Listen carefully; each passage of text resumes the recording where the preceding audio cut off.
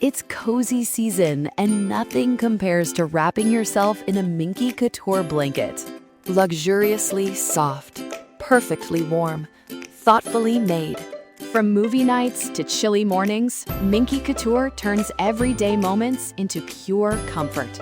Once you feel it, you'll understand why it's called the original best blanket ever.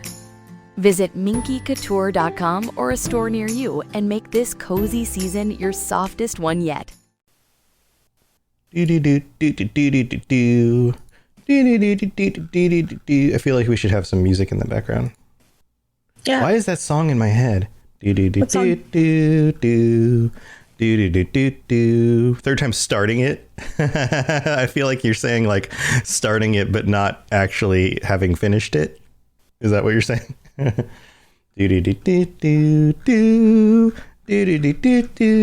know, I had a donut. Oh, congratulations. I ate a donut. I always feel okay. So one of the things that we do on Saturdays, that's kind of a treat, is my wife likes to get Dunkin' Donuts coffee and some of those little breakfast wraps, like the sausage, egg, and cheese wraps. And so we each get one of those, and then the habit has been like donut, like we get a donut, right? Because we don't have lots of sweets usually, so like it's like a fun treat on a Saturday morning or Sunday morning to get like a donut.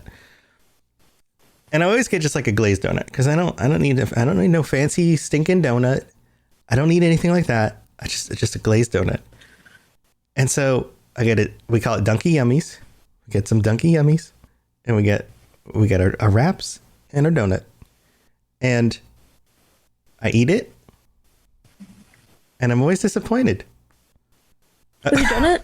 Yeah, it's just like that's so tragic. They don't put they don't put much on it, you know? It's like, well, have you considered maybe getting a different kind of donut? Yeah, but I just want it to be like a better glazed donut. Like I just want more. Maybe you can get like a.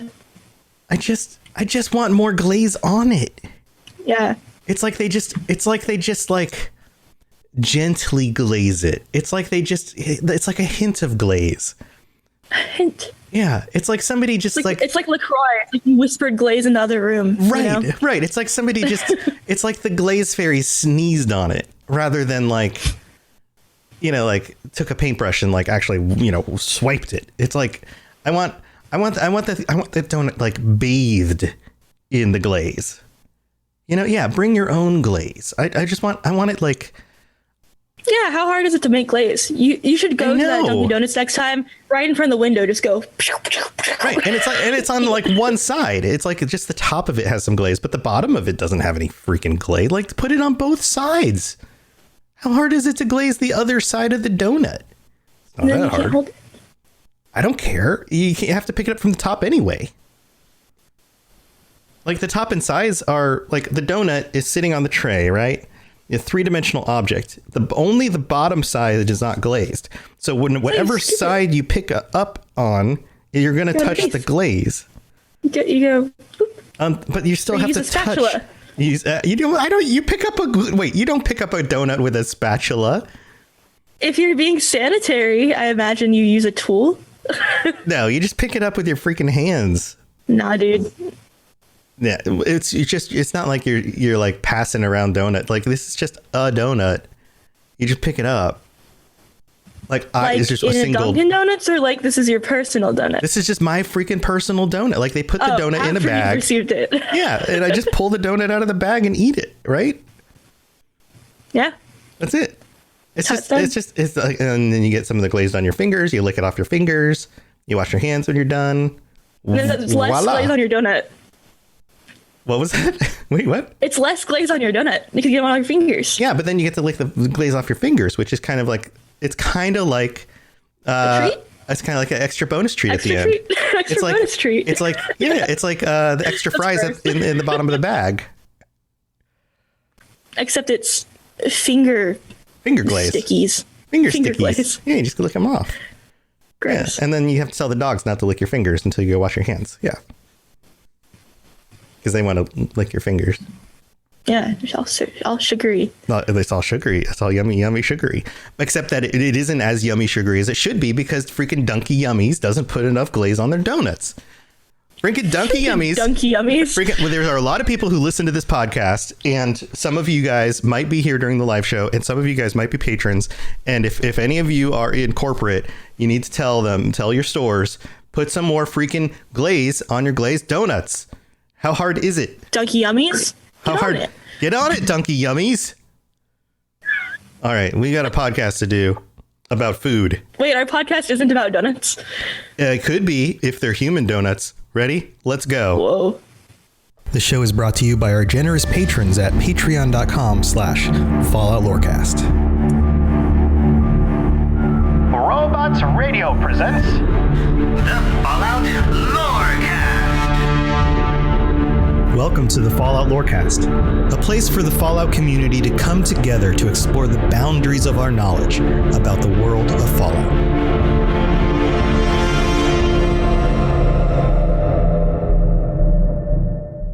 You see, the White Glove Society remains the very picture of courtesy, even in the face of such impolite accusations. We have nothing to hide here. Welcome back, Vault Dwellers and Wastelanders and ghouls and all sorts of survivors and robots and synths and anybody else in the Wasteland. You know what? I haven't been welcoming all of our potential friends, and that's my fault. Yeah, we're not very inclusive. I need to be more inclusive about everybody in the Wasteland and Raiders. I mean, Raiders might be listening to our podcast as well. Heck, even people who are, dare I say it, part of the Enclave. Welcome to our show. You are part of the Wasteland as well. I shouldn't discriminate. And here we are again. I am your host, Tom or Robots, and I am here with my co-host, my wonderful co-host, Lainey Neos Pandora. Welcome back. How are you doing, Lainey? Hello. I'm all right. Sniffly today, apparently. Sniffly, yeah. Sometimes we have. There it is. You try to avoid the sniffs the rest of the show. You get one sniff. There it was. Go back and enjoy it. Yeah, sometimes you wake up with the sniffs, and I don't know, maybe you got the fall sniffles. It's fall. The weather isn't as hot out, which is nice. Things are turning, and I've got some exciting news for us with the weather getting cooler and with the advent of Spooptober on the horizon. We're going to have a very special guest coming up in 2 weeks. We have Jessica Starr from internet fame. She does all sorts of stuff in the Fallout community, but she's going to be joining us in a few weeks to talk about the most disturbing things in Fallout. And this is going to be super exciting. So that's coming up in a few weeks. So stay tuned for that. But this week we are wrapping up our casinos in New Vegas, at least the ones on the Strip, with a discussion of the White Glove Society and the Ultra Luxe Casino. We've talked about some of the other casinos on the Strip, and this time we're going to talk about, I think this might be one of my favorites. What do you think, Lainey? I mean, it's definitely a spicy one. A spicy one. A spicy meatball. Do you like those spicy meatballs? I do. Cool. You like them apples? How about them apples? I usually don't have the apples and the meatballs together, but Oh yeah. Wait, maybe you should saute them together. Maybe the apples would bring out something special in the meatballs. I don't know about that. That sounds like putting apples in your curry makes it a little sweet while it's also spicy. I haven't heard of that, but good. Okay, I'll have to try that. Maybe we should ask some of the chefs over at the White Glove Society if what they would do with that. I have a feeling some of them would add other ingredients that you and I may not be so happy about. Yeah. But why don't we get into this? So, who are the White Glove Society? So these are some more ex-raiders, I suppose, that were transformed into these beautiful people. These beautiful people. They're like these beautiful people. Together. Yeah, I like how in the notes here you have the word reconditioned, as if they were like components in a computer that were like reconditioned in order to be used again in a different way by Robert House. They had to be completely reconditioned. That's what it is. You have to turn these people into a completely different group. Yes, right. And what's interesting about these guys is that, unlike the other groups that we have, right, where we talk about how the Omertas were like the Slitherkin back in the day and stuff like that. We don't have that for these guys because they are so concerned with suppressing their past that they do not want you to even know who they were. Because back in the day, they were notorious in the wasteland. This group was notorious for kidnapping and eating people. Eating people. People. Like Soylent Green is people. Yeah, but like straight up om nom nom flesh. Delicious. Is it?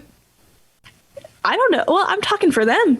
Oh, I'm not a cannibal. Okay, so they thought it was okay. So Robert House was like, okay, you Raider guys who eat people, you're cool. Come on over. We're gonna hang out, and I'm gonna give you. I think it was more like you're not cool. Let me fix you or kill you. Those are the options. Oh, okay. Okay, so stop eating people.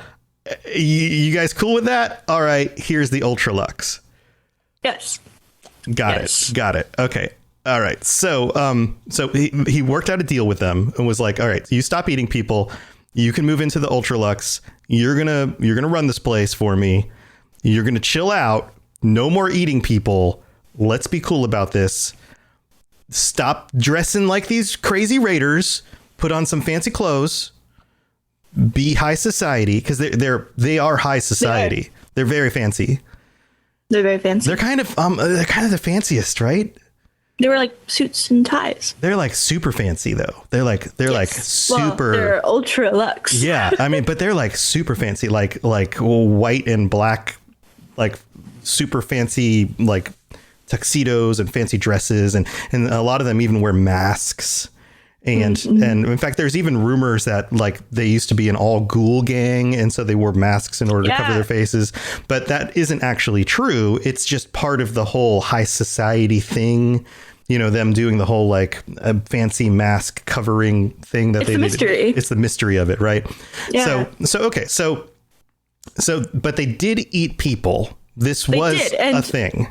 This was a thing, and they arranged with Mr. House that under the conditions that they're working in, he wouldn't even, reveal that to people. So the goal here is to completely erase this past.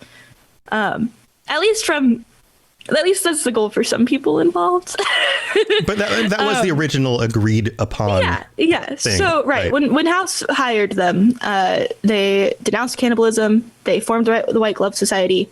They fixed up the casino and the hotel, right, the Ultra Luxe, and they just became these totally other people, right? You don't see them. It's kind of like the other casinos as well. You don't see them outside of their uniforms, right? Right. They are fancy people forever now. They are cleaned up and canes. Right. And we do know who they used to be, though. We do know the original name of the gang here. We do? Yep. And they were originally named the Sawneys. Oh, no, but this is no. This is what they were originally named in game development. Right. But in the actual game itself. This is not not the name of the Raider tribe. Yeah, right. To specify. Right. But in development they would have been named the Sawneys, but yet that was never actually in the game. Yeah, it never actually made it into the game. Right, which is kind of cool because it's almost like even in the game development that was erased. Yeah. So it's almost like a meta established thing that the name of the gang was erased completely from the game altogether. Like had this been revealed in the game, they probably would have been known as the Sawneys, but it wasn't. Like you can't find it in the game, right? It was in development. This is what they would have been named, but it was completely erased from the game. You can't find that name in the game. We don't know what the name of their tribe was. It was erased. We actually, quote unquote, don't know. But it probably would have been the Sawneys. Yeah, I can imagine it's probably frustrating for some people to find out that lore that they would want to know, I guess, is just totally inaccessible. But I think, like you're saying, it does a great thing for the story where truly there's no way to know, Mm-hmm. It really ups that mystery that we're talking about, the masks and everything, which is fun. Yeah, that's kind of neat. Yeah. So let's talk about some of the people that are in play here. Yeah. In this group. Yeah. First off, I think we should talk about Marjorie. Marjorie is the official leader of the White Glove Society and is in charge is in charge of the restaurant, and generally that's what keeps her on top, right? It's like she is the manager of the restaurant, and the restaurant, it brings in money. You know, I guess the casino also brings in money, but that's why you have multiple people working together. Right. Well, oftentimes these casinos and hotels and things are known for things like a very high quality restaurant. Like if you go to Las Vegas, there are restaurants in Las Vegas that are known for being like some of the highest quality restaurants in the country. Like they are these extremely well-known locations that you would go to specifically for the restaurant. So this restaurant is called The Gourmand, and this is when the quote at the beginning of the show was from Marjorie, and this is another quote from her. And again, this is what she sounds like. I know our reputation. Hold on. Let me replay this with actually having the sound up. Here we go. It's been spotless, but that's all in the past now. Let me restart that. Sorry. I know our reputation hasn't always been spotless, but that's all in the past now. And I think that sums up kind of her personality, her take on things, right? Yeah, it's her whole thing. She's totally on board with the reconditioning, if you will, and is happy to run a non-cannibal restaurant. Right, and she's trying to stick with the agreement with Mr. House. Like she wants to stick with it. She wants to go in the future direction. She's saying, okay, we are no longer who we used to be, whoever that was, and we are now the White Glove Society. We are now going to stick with our agreement and move forward. This is who we are. This is how I run our restaurant, and the past is the past. The future is the future. This is who we are now. Right. Well, and she's in charge of everybody. So it's real easy to, if you have a good leader that is trying to make the situation work and to move people away from cannibalism, then it makes it easier to do things like move away from cannibalism. But if you start bringing other people into play that maybe tip the table, tip the desk furniture chair. And when they tip the chair a little bit, tip over the lounger. It can be hard to avoid cannibalism, I assume, when suddenly it is around you again. I guess I consider cannibalism to be like an addiction in this context. Yeah, well, I mean, it's just like food, like if you're into like ice cream and you decide, I'm not going to eat ice cream anymore, and you go for like months and months without eating ice cream, and then all of a sudden you go to a birthday party and somebody's serving ice cream, and then you're like, oh my God, I haven't had ice cream in months. That looks so good. It's probably something like that, right? You're like, I remember that. Human flesh is a lot grosser than ice cream. Unless you really like it. Yeah. I don't know. I've never tried human flesh. I wonder if they like ice cream or not. Maybe you could make like human fat ice cream. Oh God. Okay. So, but there is somebody else at play here that is, of course, the counter to Marjorie, and that is Mortimer. Right. Okay. So so Mortimer is the hotel manager, and you can meet him at the front desk. Mortimer, obviously, what we've been alluding to is the player here that comes in and wants to mix things up, or I guess take things back to how they were. He definitely wants to bring cannibalism back into the casino, right? And not become something else entirely. Not go back to being raiders. Just turn their current situation into something a little more dark. Yeah, well, he's got a taste. He's got a taste for that long pig. And he wants to serve it back up again. And I think this sums him up pretty well. For our society to be truly elite, we must dine on the most delicious, the most exclusive food known to us. Yeah, the long pig. Yeah, the long pig. Have you ever heard that phrase? The long pig? No. Yes. It's a phrase. Also, he says things like this. There is a meat sweeter than the most corn-fed livestock. Most of you have tasted it. All of you have coveted it. And this is another good quote from him as well. You're all hypocrites. How can you claim to be connoisseurs yet deny yourselves the greatest of all meats? So, yeah, the greatest of all meats. He's got a taste for that long pig, friends. Man. Yeah. Gross. Yeah, you know what? I do not have that. Yeah, no, Couldn't be me. Nope. So that's kind of the dilemma you get into here, and this, of course, plays out in the quest lines and things.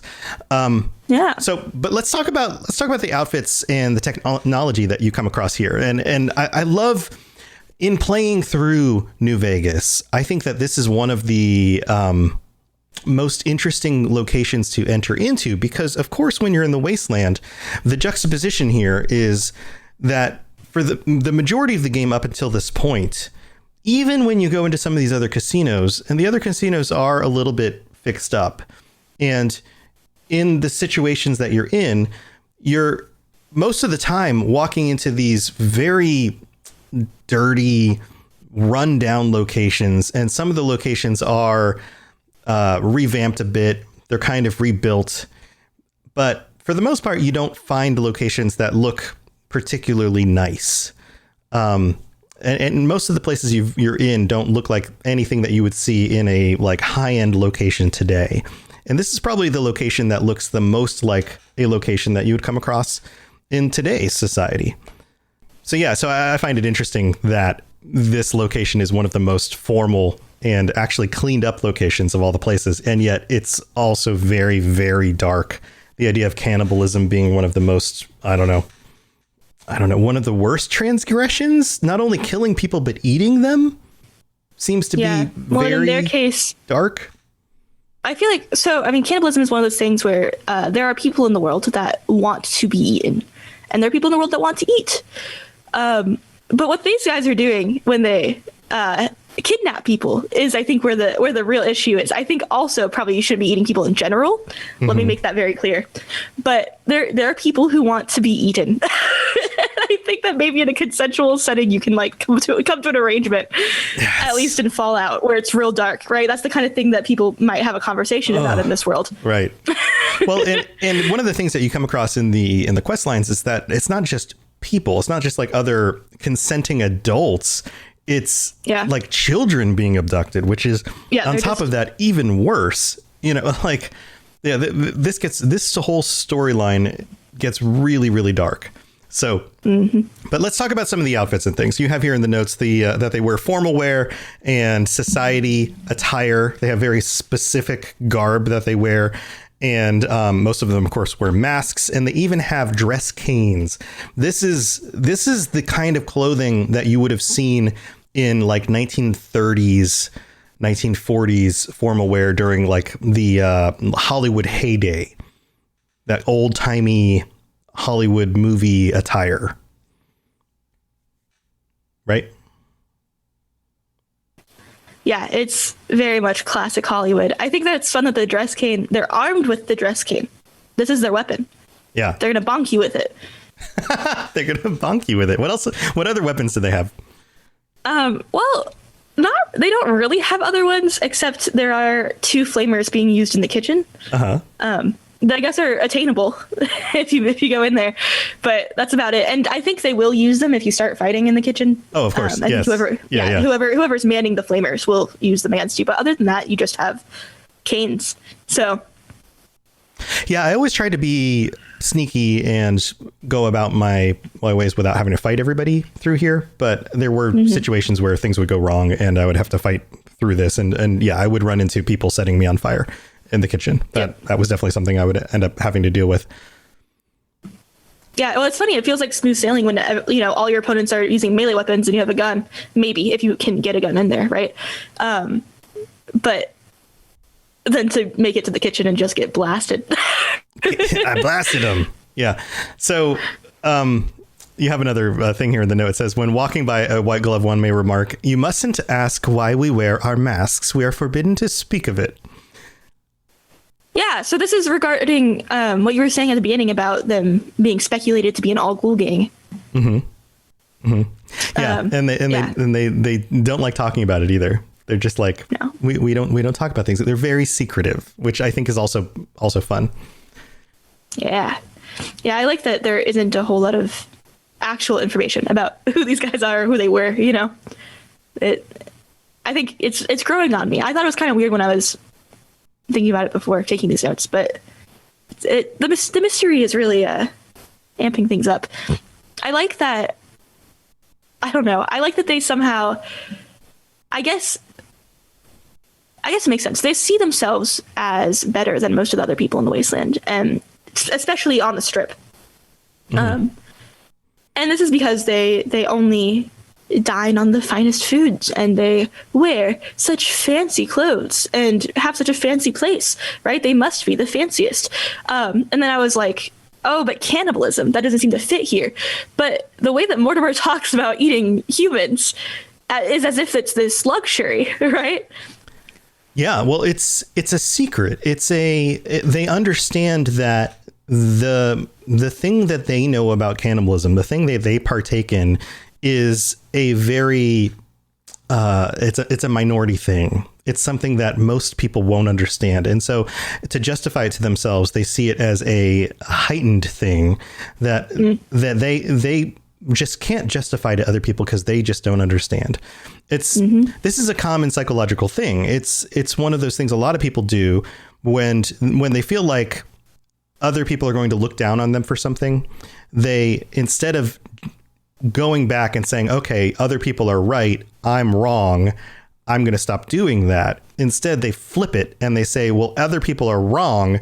This thing is actually better and they don't understand it. Yeah, you just romanticize whatever it is. Right. I'm so in the right. Intensely. This is better than this. They're not good enough to understand this.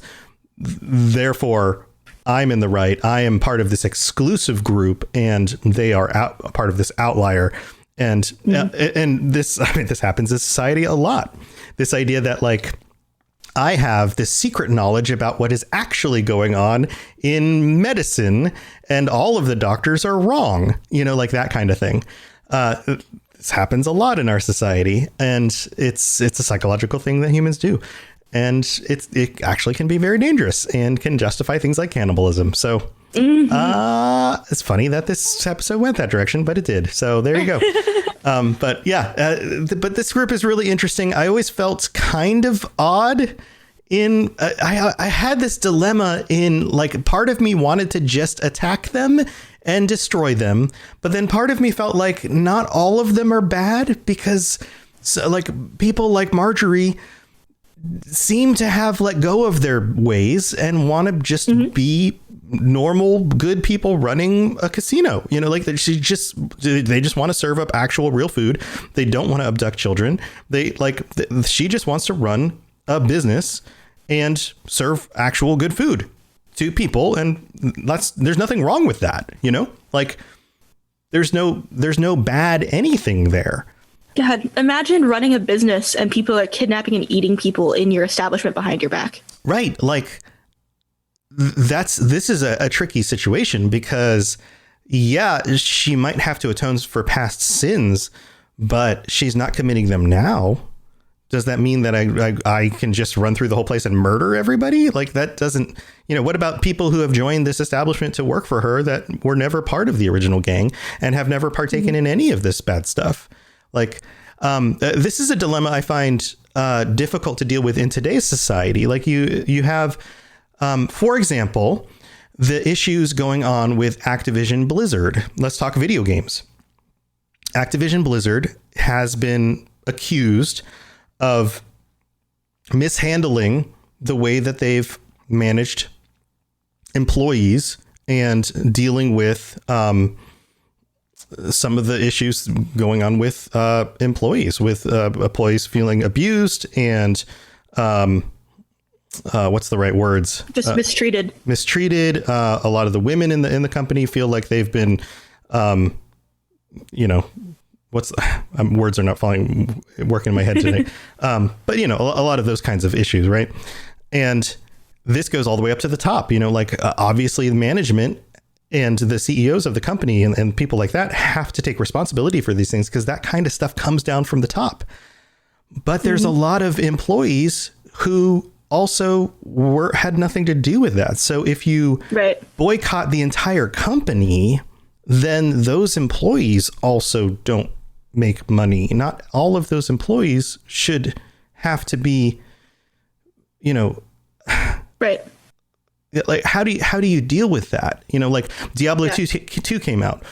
Do I go not buy it because I don't want the company to make money because they need to learn their lesson?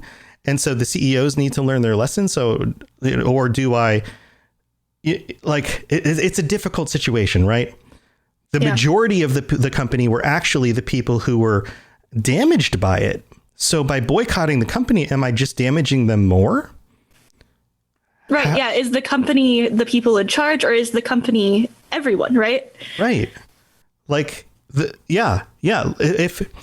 If 80% of the company are the people who are actually hurt by the decisions of the people in leadership, then is boycotting them the right answer? I don't know. Probably not. If the company were to lose enough money this year that the majority of the workers had to go find other jobs, is that good for them or is that bad for them? It might be good in that they have to go find another job and they end up working for a better company. But what if a lot of them can't find jobs and then they can't pay their mortgages and feed their families? That's ultimately a bad thing. Am I the right person to be even making that decision? Should I just be going about my life regularly and just voicing my, distaste for the things that the people are doing and hoping that legal decisions are made and that the law takes care of it because this is a legal issue? Like these kinds of dilemmas are very intricate, and it's tough to make these decisions. When you start bringing it into the real world and you start bringing money into it, and I mean, you have to think also that the CEOs of the company are going to be making the most. Right. And so when you're giving the company money, right, like it's going to everyone, kind of. Right. But it is also going to the top a lot. It's so much more complicated. The largest chunk goes to the top. Right. But it also gets distributed to everybody else too. Yeah. It's a very difficult issue. But anyway, it's just something to be thinking about. Like, how do you not damage everyone? How do you what are the right choices to make here? It's Fallout, tricky. Right? Cannibalism is a crazy kind of example of this. But what they're doing is always representing actual real world issues that we have. Sure. In this case, they're using cannibalism as the metaphor, but it's the same kind of thing. Absolutely. Kidnapping of children, doing things to people against their will, like all of these things are all metaphors for actual real world things. Obviously. And that's, like Sage in chat says, it's good at adding the gray area here, the depth of the story, the dilemma, the being a rock in a hard place. Like that's where these stories work really, really well. So, all right, well, we've got to get to the mid show. Hang on. One more thing. All right, cool. Go for it. I was just thinking about Marjorie and Mortimer, and Marjorie, right? She's the manager for the restaurant. And so Mortimer wants to be the cannibal, but he doesn't have direct control over what people are eating inside the casino. And I think they did a great job setting it up like that in terms of, it's like a checks and balances thing where Mortimer, they created this character that's really a problem. he's a nuisance in this situation, but he's in a situation where he can't really have all the power here. Unless you let him. Yeah, he's vying to influence her position without being able to be the person that's in that position. Yeah, so it creates a dilemma. Yeah. All right. Well, we've got to go thank our patrons and talk about what's coming up for our patron chat at the end of the month, which is actually just a few days away because it's going to be on Thursday night. So this is coming up real soon. And then we're going to talk about the layout of the casino, which is always fun to talk about. So we'll be right back. It's time for that spring reset. I'm taking a look at everything in my closet and figuring out that, oh no, this absolutely needs to go. And it's about time I replace things so that my clothes aren't older than my 15-year-old. Now you might think that they lasted that long because they were well made, but no, they're in terrible condition. Unlike the new jeans I just got from Quince. Jeans have always been my personal go-to because you can kind of wear them for lots of different things, but maybe they're not your thing. Maybe you're looking for, 100% European linen with insanely soft flow knit activewear fabric. It's definitely getting warmer, and their flow knit activewear is moisture wicking, anti-odor, and soft enough that you'll actually want to wear it every day. So pick out what you want. You can't go wrong because they have prices 50 to 60% less than similar brands. And like I said before, they are high quality. I continue to wear their clothes all the time, and I know that these new jeans are going to last me a lot better than the other things in my wardrobe. And on top of it, They look great. They're so comfortable. And I spent just as much on the jeans that I am now cleaning out of my wardrobe. So if you're looking for something better, just all around better, go check out Quince. So go do it right now. Refresh your wardrobe with Quince. Go to quince.com/falloutlore for free shipping and 365-day returns. Now available in Canada too. Go to quince.com/falloutlore for free shipping and 365-day returns. Quince.com/falloutlore.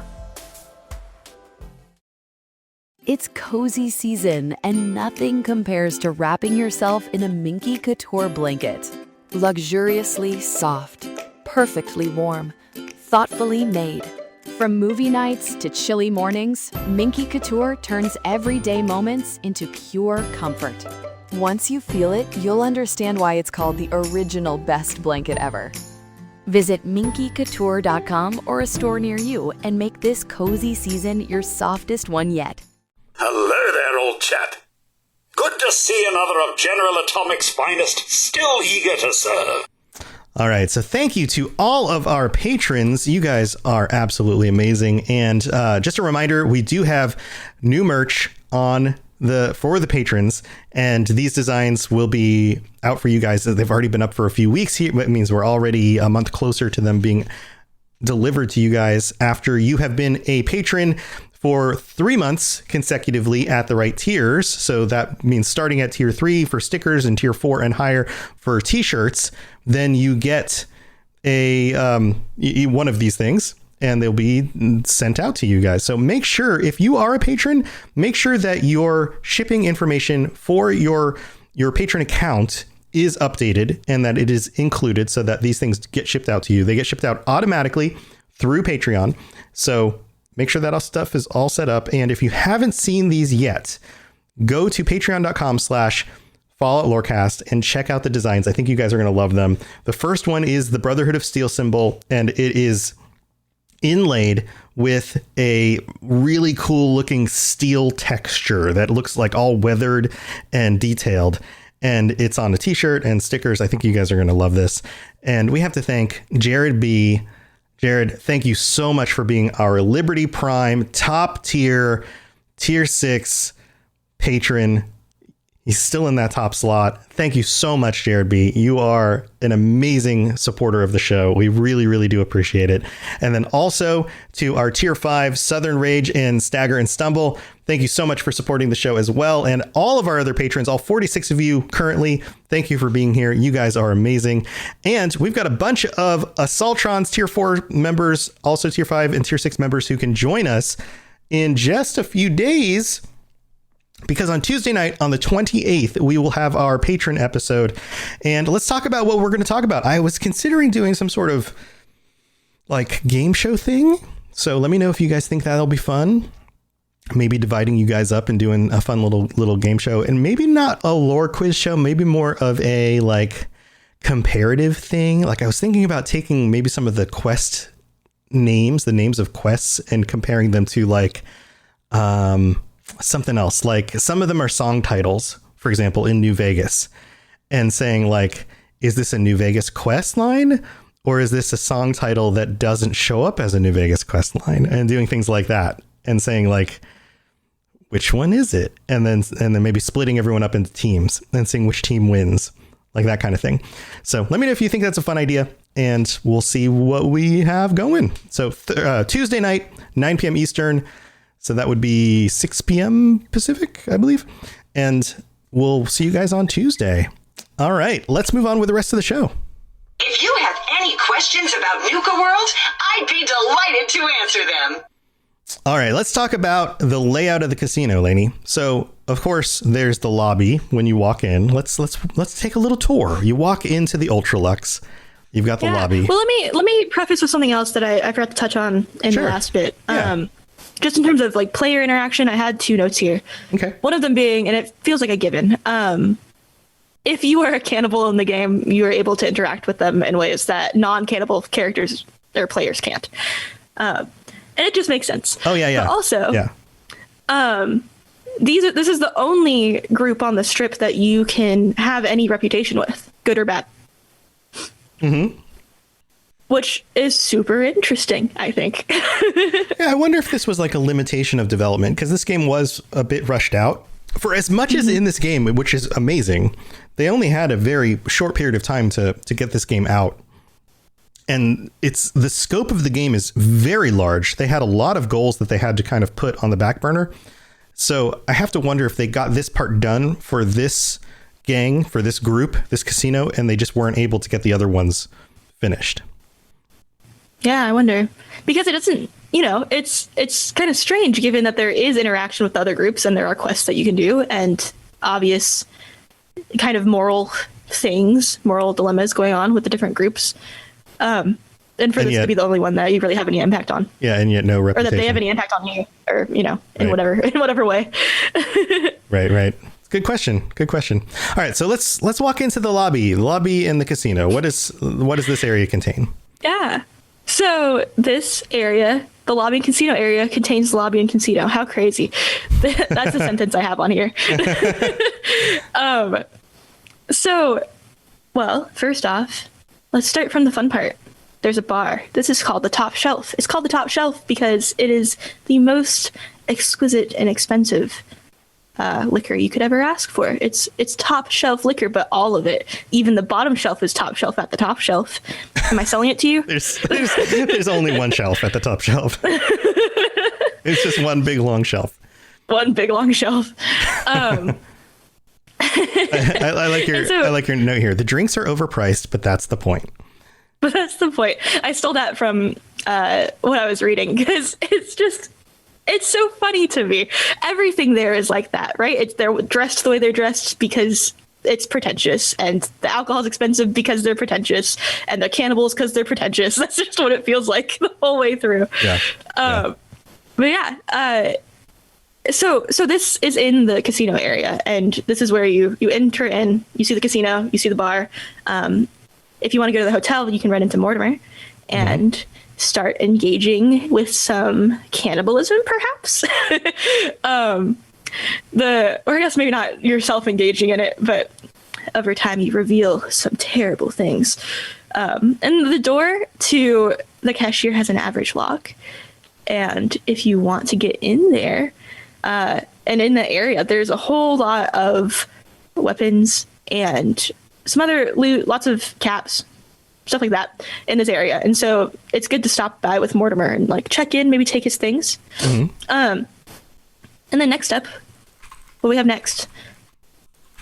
Next up, I guess we could walk into the kitchen. Yeah. So what do we find in the kitchen?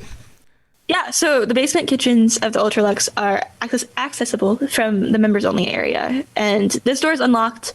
And it leads to the Gourmand, which has an easy lock. So this area is pretty accessible. And if they're not mad at you, they won't try to shoot you with flamers. Right. They don't go from cooking everything with these flamers to cooking you with the flamers.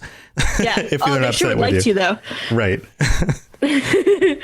And then the basement itself consists of a number of rooms, including Felipe's actual kitchen. Felipe is the chef in the Gourmand. Felipe. And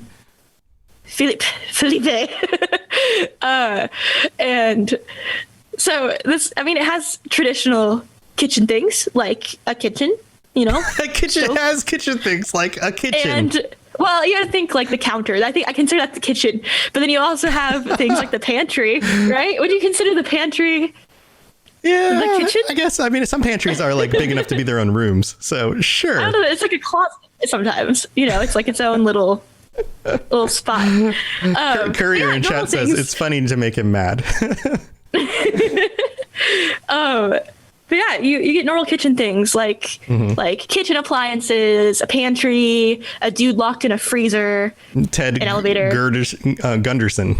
Yeah. Ted Gunderson. He's the son of a well-known Brahmin baron or something. Poor Ted. Yeah.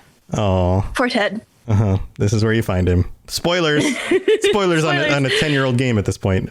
Yeah. Spoilers. Cannibalism. Yeah. Okay. And then, there's a wine room as well where they keep their obvious top shelf fancy wines. They're fancy wines. And then if you want to walk around the basement, right, the kitchen's in the basement, but there's some other areas and it's all pretty much patrolled. So if you're trying to go through here and you make everyone angry, they will try to bonk you with their canes. I love how you Watch say out. bonk you. Like it's like it makes it sound even more like a video game. Like they're just like bonk, and there's like little lines that come out from your head when you get hit, and you're like, oh, my head. There was this trend going around maybe 2 years ago now, where it was like a filter that you could use, and it was just the bonk filter, and it was all of a sudden your face was squished and there was a cane on your head and it just said bonk. It's like you're talking and all of a sudden bonk. It's good. Bonk. It's good. Look Okay. up. All right. That's what I think of when I think about getting whacked with a cane. Bonk. That's it. They just bonk you with the cane. They just bonk you. So don't get bonked. The guys with the flamers are basically just at the bottom of the stairs here. And so if you go in and you do not realize that they're flamers, like be educated. Yes. Scope the area out because you'll get blasted. Yeah, you get blasted. Yes. Danny DeVito. And they I blasted him. and well, here's another factor that we didn't really touch on is that you can become a member of the White Glove Society. And in order to do this, you have to have a sponsor. And basically all that means is that you have to have someone that really likes you to kind of bring you in. It's like, there's lots of things in the world that kind of function like that. Are sororities like that? I feel like maybe Greek life. Is one of those things. Yes. I wasn't part of a sorority, but I imagine neither was that they could be like that. My college didn't even have them. No, yours didn't. No. But so you can become a member of the society. And in this case, you can walk around all these areas and they don't really care so much. But if you are sneaking around them and you're unable to pass a speech or repair check, they will beat you up. So watch out. They'll bonk you. Yep. All right. They'll bonk you. So let's talk about the Gourmand restaurant. Yeah. So the Gourmand is famous for its incredible Brahmin Wellington. And it always has a long wait list, right? It's like when you go to like a Disney restaurant and you're like, I'm going to get there and there's totally be tables. And they're like, nope, there's no seating for 5 years. You're such a Floridian. That's just real. That's just real. Your reference to this is the Disney restaurants. That's funny. Listen, okay.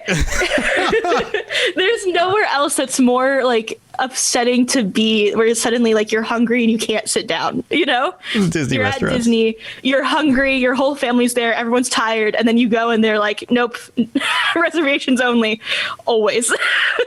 Okay, got it. That's real stuff. In case any of you have never been to any Disney type place, that's how it is. You go in and they do not want you to eat their food.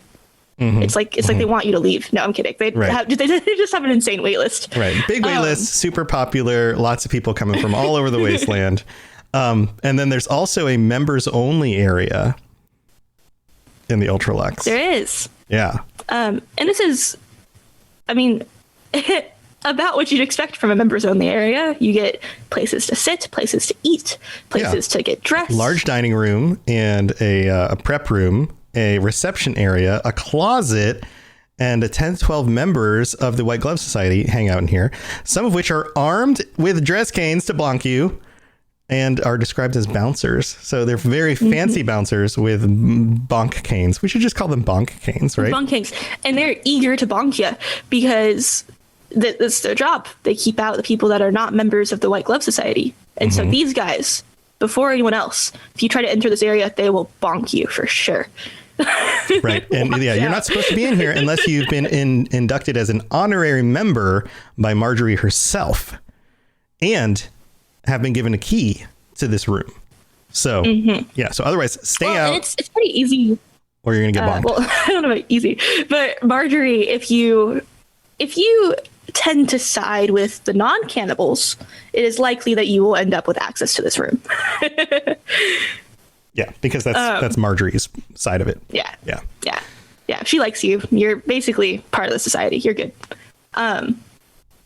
There's also a bathhouse. Yeah. So and this is it's an indoor pool, right? Real fancy. It has a steam room where the player character can meet the investigator's contact during the Beyond the Beef quest. And this is the quest where Ted Gunderson is kidnapped and you're trying to figure out what's going on. And it just opens up more and more cannibalism and it's like real dark.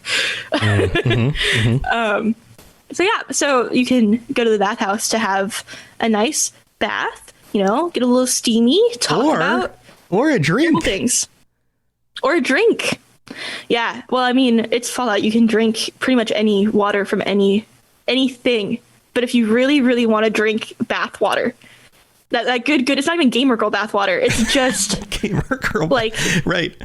And no rads though. This is like non-radiated water. This is clean water. Yeah. Well, except it's people full of people bathed in it. So it's people flavored, non-radiated water. I'm really afraid of consuming people matter. I guess it's different when you're cooking a person. This is So this is basically people soup. Good soup. So you could drink people soup, and it's considered theft because I guess it's technically soup. You're stealing people soup, but you get no karma loss. And it doesn't make anyone hostile. So they're okay with you stealing people soup. You get no radiation. It's just weird. They say it's stealing so that you feel a little guilty and weird about it. Right. And technically the salt in the bath is imported from California. Only the finest Californian salt. So it's a salted bath. It is definitely people soup. It's absolutely people soup. Whoa. Yeah, that's a human broth. Yeah, that is human broth. It is a salty human broth. That's so nasty. How often do you think that they switch out the water? Never. Right? They just keep adding more salt. There's more salt. It's just all salt. Just collects at the bottom. The salt turns gray and dark. That. Don't kick up the muck on the bottom. You don't want to look down. Don't look down. Okay. And then there's the penthouse suite. So once you've had enough of that people soup, you can go lay down in the penthouse suite, right? Yeah. So guess who's staying up here? Only the fanciest of our Brahmin herders. Yes, only the fanciest. Homeboy's missing his son. He goes straight to the right place. Mr. Gunderson. Mr. Gunderson staying up in their room. Yeah. His name's Heck. Heck. Yeah, that's right. His name is Heck. That's such a good name. Yeah. My name's Heck Gunderson. Yeah. Oh, man. Yeah, that's good. Yeah. So, Heck is looking for his son, Ted. Why didn't Heck name his son something else also awesome? Ted. It's just Ted. Yeah. I know. It's just Ted. With a name like Heck, you should have named... It's like Theodore. I know. Like Heck. Ted is a nickname. I don't know. He should have named it something like Shucks or something. Shucks. Yeah. Oh, heck. Well, shucks. It could be Heck Gunderson and his son Frick Gunderson. Frick. These are good. Yeah. Yeah. So it's not just him though. He has bodyguards, which is probably why, seeing as his son got kidnapped, I'm sure I too would be a little paranoid. Yeah. He's upset with the establishment here. Yeah. He's not having a good time. Yeah. Yeah, so there's some details about this. Yeah, we I don't know that we should. Let's not spoil this part. Okay. Let's just keep going. There's ways to get into the penthouse. This is part of the whole quest line thing, but let's leave at least that part done. And then there's one. I'll kind of breeze through. Okay, go ahead. Just because we talk about access to these rooms, and in order to get into this one, right, obviously the bodyguards are an issue. You'll have to deal with that. Alternatively, there is a key that you can get, and you have to get it from Mortimer. Right. So. Because. Fun. Mortimer, there's something going on with Mortimer here, right? Yeah. So. Yeah. So yeah, and then if you don't have a key, as long as you have lockpick above 75, you're able to get in. But if you do not have lockpick, what is that? What level lock is that? 75. That's pretty high. Is that a hard? Maybe. It's been a while since I've thought about what each of those is labeled, but that's pretty high up there. Basically, you're not going to end up in this room unless you fight your way in or just follow the quest. Mm-hmm. You should just do the quest. Don't ruin it, Sometimes you got to play through the game chronologically. Some people like to just go and dive in and end up in crazy places, and then they mix it all up. I was playing Fallout 3 recently, and I accidentally met people way farther in the game than I intended to. And they just it just picked up like the middle of the quest. They were asking me things that I had no idea about. I had just started the game. Oh yeah.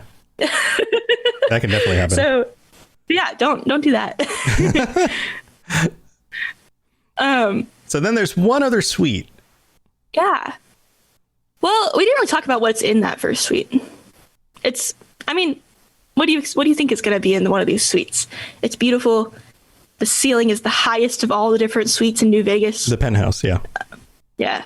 It says in the middle of the suite, there's a shallow pool, which maybe is not human soup. Or maybe it is, and you could take a little sip. Maybe. And then to the right is a dining room and a kitchen. And there are not flamers in this kitchen, so you don't have to be that cautious. The bodyguards aren't going to start flaming you, you know?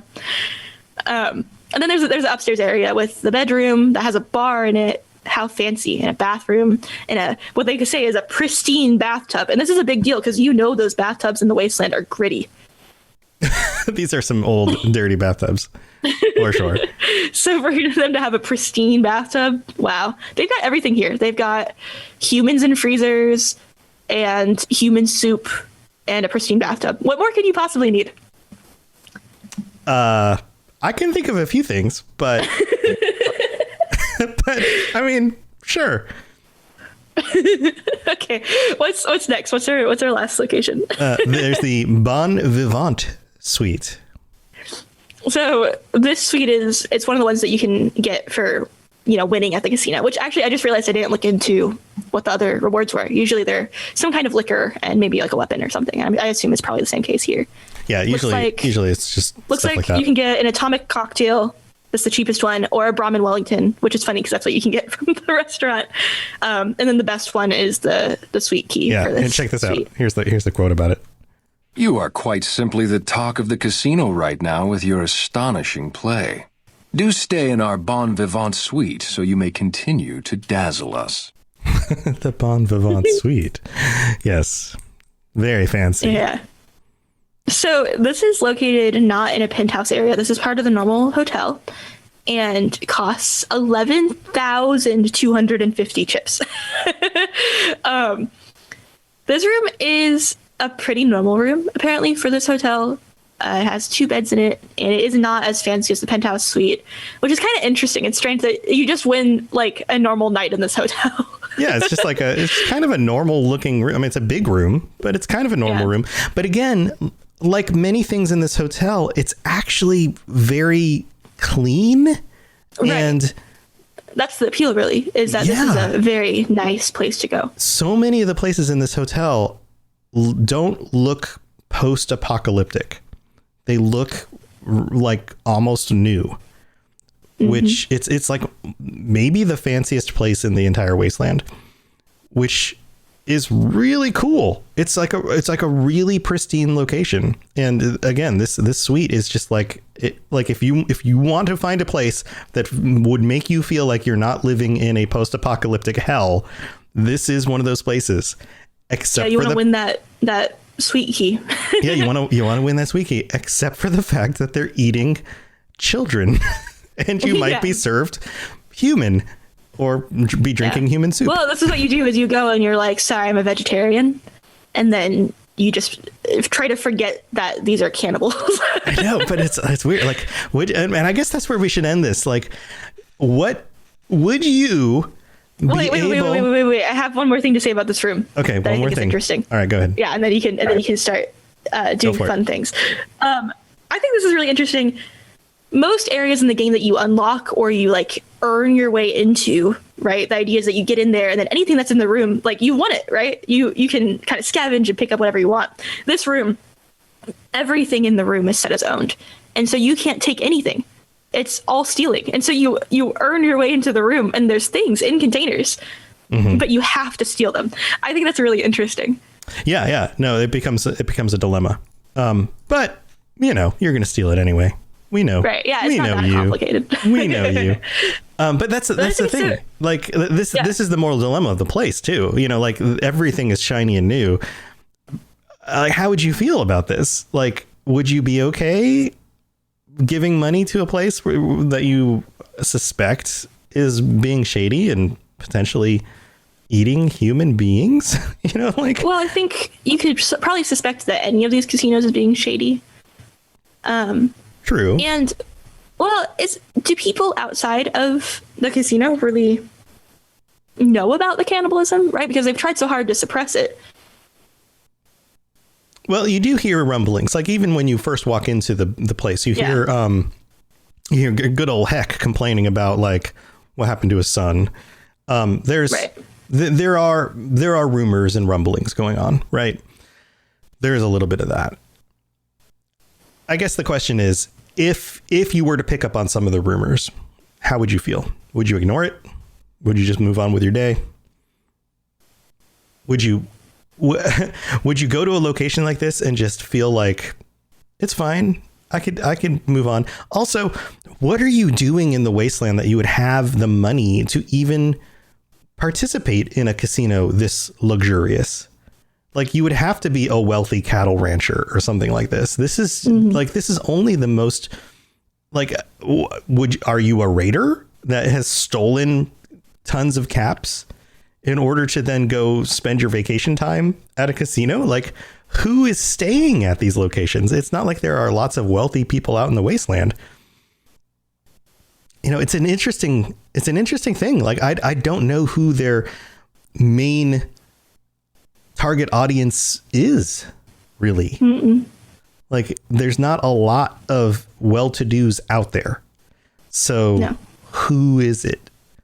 Maybe just people who want to feel like they're living like that. Yeah, maybe the prices are. There aren't really any other spaces in the wasteland where you can experience just a nice, clean space, a nice, clean, put together space where everyone's fancy and it feels like the old world. Yeah, drug runners. Yeah, Courier in chat writes drug runners. Like who else has the money to spend on this kind of stuff? Yeah, you'd have to be doing something illegal, or you got to be like the top brass of the NCR. Yeah. Maybe like there's probably a very small handful of people who can actually afford to go to these kinds of places. Just a few big winners at the casino who have like just gotten super lucky. Like I don't know. Yeah. It's an interesting question. Multiple people buy the Bon Vivant suite key. I think it's limited, right? Like if you have, but like if I buy it for tonight, then you have it. I guess it's the only key. Yeah, it's like renting out a hotel room. Like it's limited. Yeah. If I have it tonight, then you can't buy it for tonight. A scenario where like you show up and someone's already there. You just walk in and you're like, oh, I'm sorry, excuse me. No, that's not how hotels rooms work. What if you're a very busy wastelander and you're only there for one night and you win, all those chips and then you like go to buy it, but someone else already won it for the day? Well, then you would you would rent it the next night, or you would have to use your chips for something else. Leave. Yeah, then you're a busy wastelander. Use your chips for other stuff. You buy the long pig. The long pig. Mm-hmm. Yeah. You try out the long pig. Mm-hmm. And the people soup. And you get some people soup and some long pig. Yummy, yummy. Well, I think that does it for this episode. Lainey, do you have anything else you want to share before we head out? Not really. Nothing new. Nothing in particular. The usual.